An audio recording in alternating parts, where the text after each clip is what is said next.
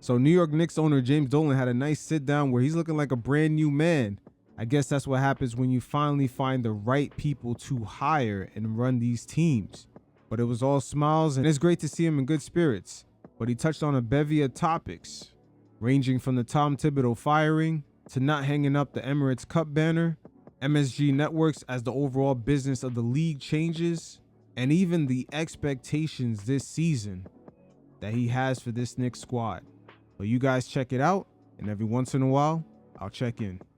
But in the process, you also made a decision, you and Leon Rose, to relieve Tom Thibodeau of his head coaching duties. And Mike comes in, has done a really nice job thus far. Can you walk us through what the thinking was at the time you made it? If it was just Leon coming to you saying, we need a change, if you guys collectively thought the team needed a different voice in the locker room, and what was the genesis of moving on from Tom? Well, look, Leon and I talk about everything, right? Even not basketball stuff. Got it. So,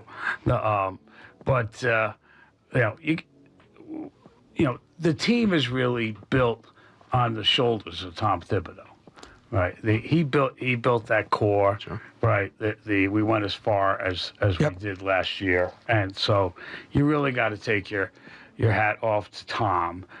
And we definitely do, because Tom Thibodeau, make no mistake about it, last year going up against the Pacers, that was a real championship team.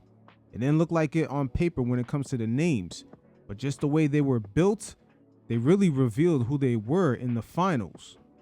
A team that was well coached and had a bench that had 4 to 5 guys who were getting into these games and impacting it consistently throughout the playoffs.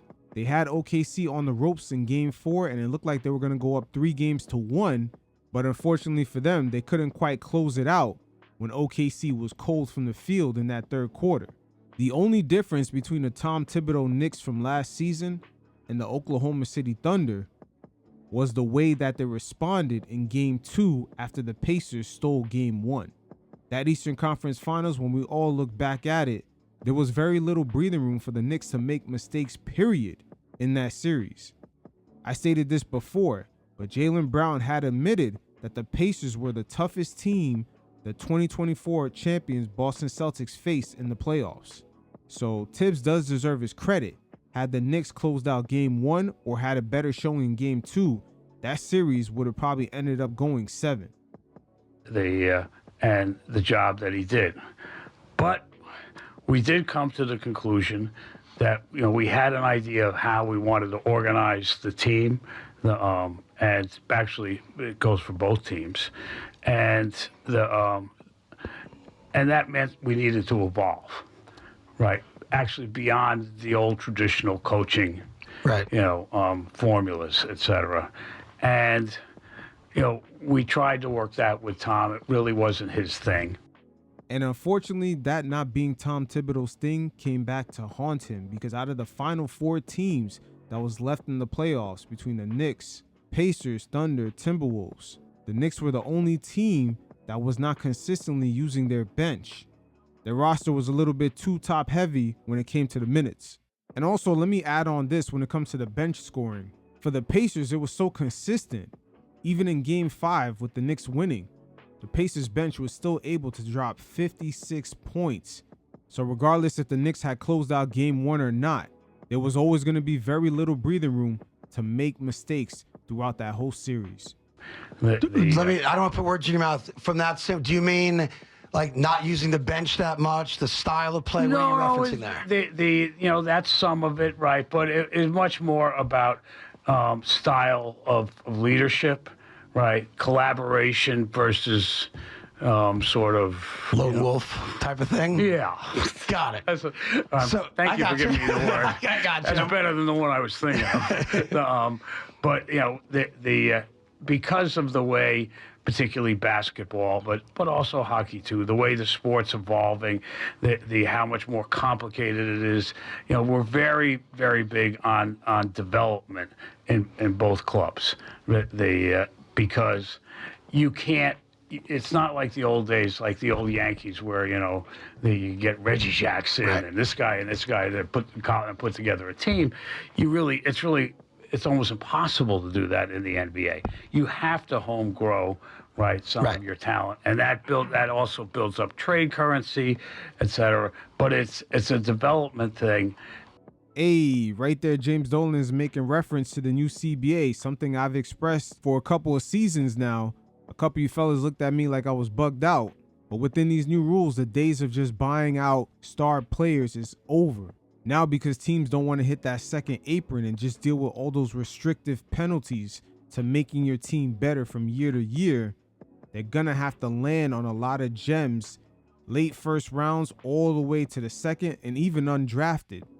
So in a way, the NBA today, no matter where you get drafted, your money-making potential is really unlimited.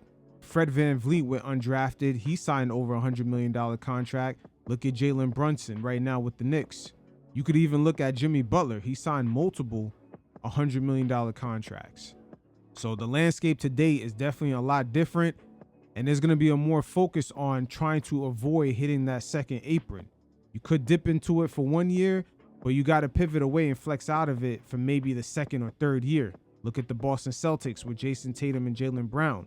They quickly had to dump guys off, even though they were considered a championship contending team, because they don't want to deal with the penalties. And with knowing that situation, eventually we're going to have to take a close look at Karl Anthony Towns and how that will affect the Knicks after next summer.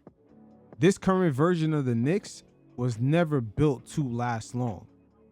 They've already had a couple attempts at perhaps competing for a championship, and this season may be the last one with this current version of the Knicks. But it's a development thing, and that's a team of people. There's literally 20 people, right, who are specifically, dedicated to developing the players, to getting their skill levels up, to getting the strategy on the court in, right? So part of that's develop players that become trade pieces, develop players that obviously become valuable depth guys off your bench. Right, and that's important for the development of a franchise. AKA Mitchell Robinson. He's coming through clutch for us right now. Shout out to Money Mitch. He's one of the longest tenured Knicks I've seen in a while. Right. And that really, look, Tom liked development, but he didn't really. Well, he's a guy that, he likes playing the veterans. He likes playing the guys that, buy into his system. Right. And guys like that, and he has throughout his career have a shelf life, right? And he got to an Eastern Conference final. You guys collectively had to have felt that while the run was great, and he gets a lot of credit for being a part of the Knick turnaround, that you couldn't win a title with him. That had to be the thinking. Not only that was the thinking, you could see the proof. The Knicks went up against a young Detroit Pistons team that really couldn't shoot, but yet they didn't have one game throughout that whole series where they actually pulled away. Matter of fact, our offense went through too many dry spells. In game 2 in the third quarter, we only had 18 points. In game 4 in the third quarter, we only had 14 points. In game 6, the closeout game, we only had 20 points and was low-key struggling the whole time. But the only reason the game remained close is that the Pistons couldn't make a three-point shot. OG, McHale, everybody was going under screens and just daring Cade to shoot. So the offense in that series left a lot to the imagination, going up against a young Pistons team like that. And finally, the dundada of it all was game 2 going up against the Pacers. The Knicks had to play with a certain sense of urgency on the offensive end, with them stealing game 1, and the offense overall was just pretty stagnant. So the proof was in the pudding throughout the playoffs. I won't say you can't win a title with Tom Thibodeau. That I don't necessarily know that's true. It's just that if you want to build a long-term compete for the, you needed a different guy. You need somebody who's, much more of a collaborator than Tom was. But still, you really, Tom is still a great coach, right? He should coach again in the NBA. If I had a franchise that I was, just starting with, et cetera, he would be a gold mine to get. That's facts. Everywhere Tom Thibodeau has gone, they kind of struggled afterwards. I believe the Knicks right now is one of the first teams where this really is not necessarily the case, because the team relatively is still at their peak. But when he left Chicago, that team instantly fell off, and the same thing in Minnesota. shit, Minnesota missed the playoffs for the next like 2 to 3 seasons. He was like that for us when we first started and he first came in. Sure. He brought discipline, right? He brought strategy. He was the right guy at the right time. Right. He was right. He brought us all that way. But we really felt we needed to make a change to go the rest of the way. Now, did you go to Tom and discuss these changes, or did you just and take his? No, we decided to just surprise him with. No, well, I'm saying like because you mentioned it wasn't. Guess what? I'm saying you mentioned it wasn't his thing. Was there discussions about possibly Yes. getting him to changes, and it felt like it wasn't going to happen, or did you just make the assumption Tom wasn't the kind of coach who could make the changes you were looking for? We talked to Tom all the time. Right. Right. And look. So I mean, I don't want to get too deep into what the interaction, but I would say that whole last year we were talking to Tom about where Right. we wanted to go, Right. et cetera. And He's a stubborn guy. Yeah. yeah, I said it. he would. He's stubborn. He'd probably tell you that he's stubborn, but he'd also tell you that he's right. Which is the problem with being What stubborn. stubborn people say. And also for Tom, the talent pool that has entered the NBA in the past couple of drafts, due to the global appeal of the game, there's going to be a lot of guys coming out of the second round with a very similar story to the Jalen Brunson archetypes or even Jokic. And again, just the way the league is structured right now, you're going to have a couple of those guys coming out of your bench and actually utilizing them, whether you're a contending team or a team that's struggling to get into the play-in. Look how the Oklahoma City Thunder were able to capture a title with guys like Cason Wallace, Isaiah Joe, Aaron Wiggins, AJ Mitchell. They got a consistent group of guys that they drafted and developed within their system. Last thing on Thibodeau. Do you think he was surprised? Or do you think he kind of saw it coming just based on, interpersonal relationships and how things had evolved for him? I think he was mildly surprised. You do. Right. Like I said, he's a great coach, right? So he had probably a reason to be surprised. I believe the only surprise was how quickly the Knicks fired him after the season ended. Because had they done it right before free agency and with the finals ending, they would have seen the reality that the Indiana Pacers were a championship team the whole time. But shout out to Thibs, he definitely deserves his flowers because he did set a standard when the Knicks were coming off those seasons with David Fizdale and fucking Jeff Hornacek. Now, James Dolan was asked about raising the championship banner, and as we all know, the media loves to try to find that trigger point to troll the Knicks fan base. Even though successful teams like the Bucks and the Lakers had won the Emirates Cup previously, but yet their banner situations wasn't really a big deal.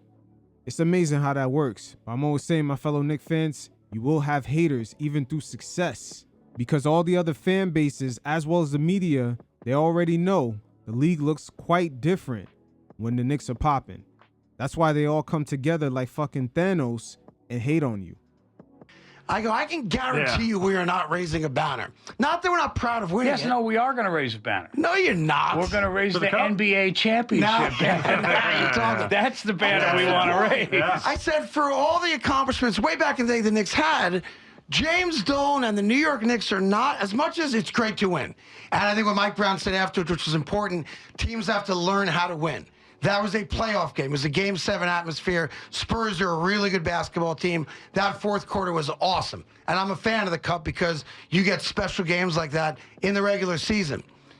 Yeah, But I know the NBA wants teams to raise a banner. The Lakers said no for a while. Eventually they did because LeBron wanted one. Milwaukee said no for a while. Eventually they did. Was there ever a thought we're going to raise an Emirates Cup banner at Madison Square Garden? no. Got it. Nice. I Because think that makes a lot of people happy. You're A lot of saving Knicks it fans. for the At least real I championship. never had that thought. I you probably think would it matters. I would have thrown the. Oh, that's not true. But we want an NBA championship. Right. We don't want the consolation prize. And how do you guys view the Cup in general? We know the players clearly want to play. How do you guys view the Cup in a game that doesn't count in the regular season? You could argue the finals is the least important game that you play in it.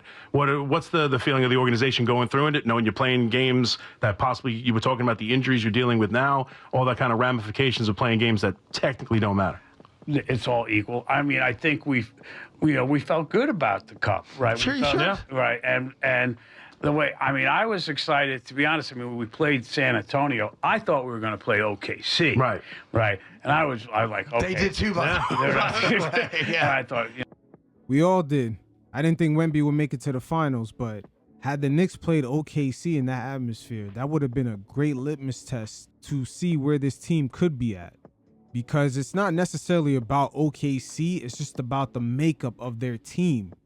They truly represent the play style of this era right now. You got a non-traditional point guard in SGA, just like how the Knicks kind of have a non-traditional point guard in Jalen Brunson. And they also play small, very similar to the Knicks. The only difference is they have a lot of guys that are willing to get physical, like Caruso, Lou Dort, and they also have a center, our guy, Isaiah Hartenstein, and he is truly the glue that kind of makes their offense work, even though SGA and Jalen Williams are really the only on-ball shot creators. So it would have been nice to see if Karl Anthony Towns could actually dominate, as his matchup would be favorable. You know, this is going to be a great preview. But maybe that was the preview. Maybe the Spurs finals beat them 3 straight. is Knicks Spurs. I don't know. But, you know, to get a chance at midseason, right, to try out what you're going to be like at the end of the season. So you liked right, it. So It was exciting. And I was very proud of the guys that did a great job. And so we're proud to have the Sure. Emirates Cup, but we're going to hang a championship. A real banner. A real Right. banner. I'm not mad at it because the Knicks, they are a franchise that have won championships. Even though it was a while ago, they've won. And there's other franchises that have not even a division banner. But the expectations are set. As right here, James Dolan elaborates that the floor for this team is making the NBA Finals. Yeah, I would say the look. I mean, we want to get to the finals, right? And we should win the finals, right? But when it comes to this is sports. You guys, this is your business, Right. The anything can happen in sports, but getting to the finals, we absolutely got to do. Yep. Right. Winning the finals, we should win. Mike Brown better know that. I mean, listen. And my man James Dolan is looking at the dollar signs because I'm not sure some of you fellas had peeped last year when MSG had dropped a pre-sale to a potential finals matchup. Them ticket prices was through the roof, and things like that are a much needed stimulus package, especially in these times when most NBA teams are trying to pivot away from the media money. They're trying to find other avenues of revenue as the local side of the TV money dries up. So now we'll hear from James Dolan further elaborating on the business side of this. It's evolving, right? I think over the long term, you're probably not going to get your games from the cable company. They're probably going to App specific. They're going to be streaming, Right. right? Yeah. You'll get a bunch of games nationally, right? About 30 out of 80, and the rest will come to you streaming. And, that's just, it's just the evolution of media. And with that evolution, it definitely will breed innovation. As the business side of the NBA will eventually spread its tentacles around real estate and possibly some of these teams building revenue streams around these arenas. For example, Golden State is already ahead of the curve as they do have commercial real estate around their arena, as well as fine dining and other attractions. The Dumont family purchased the Mavericks ahead of legalization of gambling in Texas because they do expect to sort of kind of build almost a world-class resort around the Mavs' new arena that hopefully will also feature a casino. And all these brand new revenue streams will not be liable to any luxury tax penalties because it's money being made outside of the league. Right now in all of sports, not just the NBA, but teams are starting to look at the greater areas just outside of these metro cities due to the available land that could be purchased. Out there in Chi-Town, I believe it's the Chicago White Sox or Cubs. I believe it's the White Sox. They're actually moving away from just being in the city area due to the way that they can increase their real estate portfolio and just open up their revenue streams.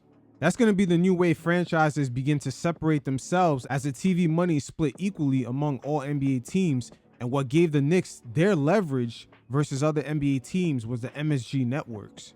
So that's a huge blow to James Dolan, and that has allowed the Golden State Warriors to leapfrog a lot of these teams. But hey, we'll see how he eventually pivots. Long gone are the days where the Knicks could just get a bunch of stars on a team and not necessarily care too much about the luxury tax payments. But with that said, James Dolan, throughout the years, he's learned from a lot of past mistakes, being impatient, and also, like many other businessmen, find the right people to hire. My man nowadays is definitely cracking a lot more smiles than I would say the previous days of when he would seek revenge on guys like Charles Oakley in the Garden. As an owner, you have to be patient, right? The guys set out a plan. When I get impatient is when we veer off the plan, right? Reach for a shiny thing. AKA the Melo trade. Definitely was reaching for the shiny thing a little bit too fast, even though the Knicks had all the leverage.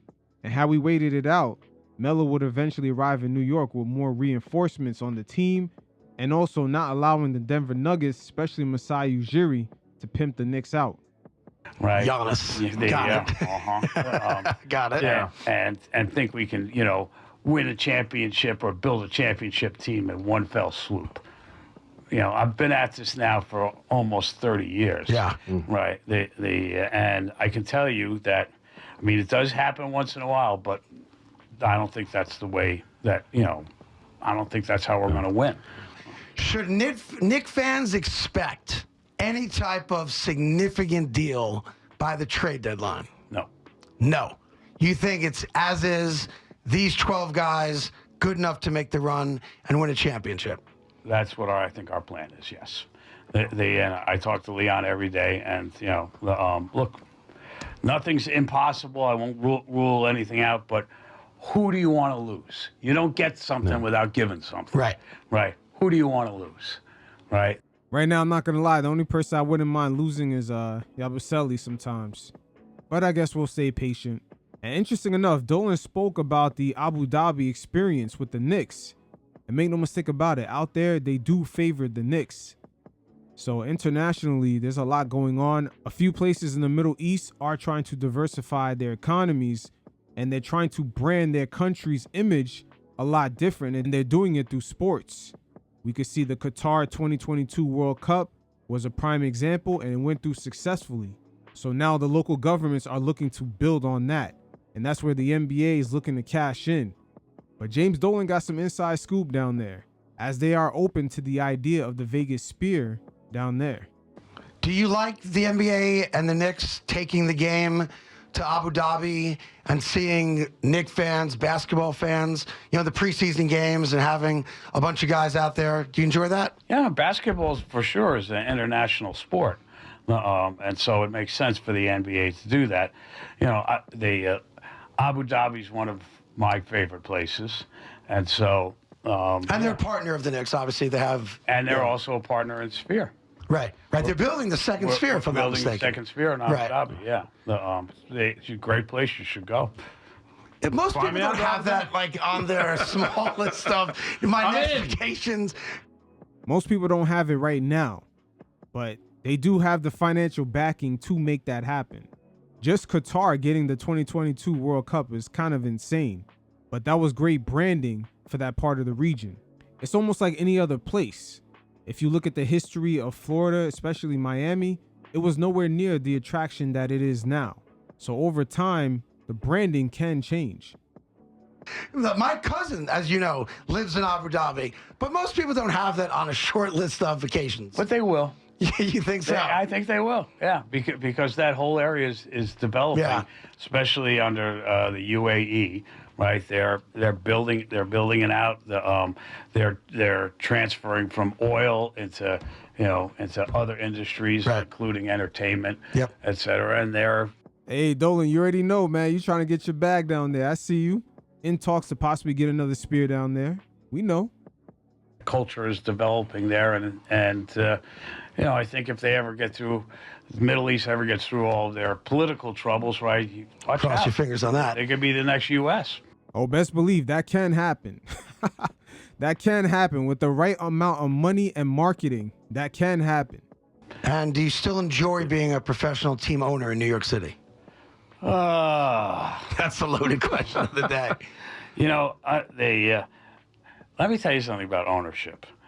Ownership is not an achievement, right? You own something, right? You have a beautiful car, right? You own it. That's not an achievement, right? If you built it, okay, Sure. right. Then when you drive around, you can feel like you have an achievement. I always want to try and achieve something. So I'm still enjoying participating in the team building, et cetera. But I don't fool myself. Right, the ownership's not an achievement. Hey, well said. Well said from James Dolan. He found the right people to hire to get this Knicks team organized, as well as the New York Rangers. Both teams are definitely doing their thing, and that is the hardest part of running an enterprise like MSG. And all of New York is waiting on that achievement of an NBA championship.